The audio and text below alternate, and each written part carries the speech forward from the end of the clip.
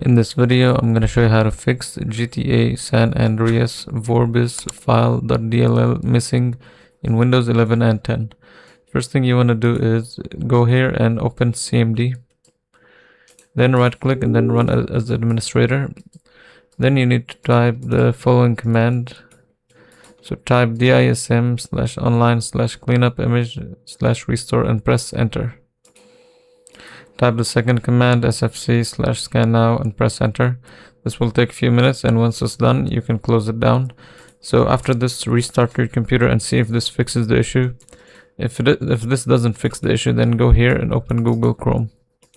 So here you need to download two folders. So first type in Vorbisfile.dll download and then press enter.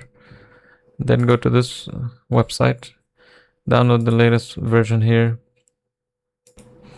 Once the download has installed, go here again and download, type vorbis.dll download and download this folder now.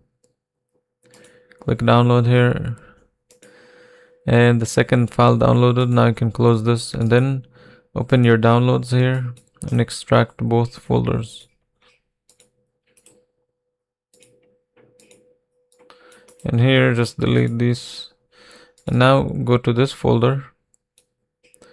Now what you need to do is go inside of your GTA San Andreas main folder. So if you don't know how to get to this folder, you can actually just right click on your game and then go to open file location. So if you like search for GTA San Andreas here and then find it, you can right click and then go to main open file location.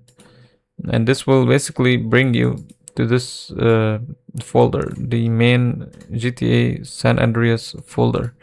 So once you're in this folder, you just need to drag and drop this folder here. So just drag it and drop it like this and then click replace. And now leave and go to the next folder, drag and drop, click replace, and then close this down.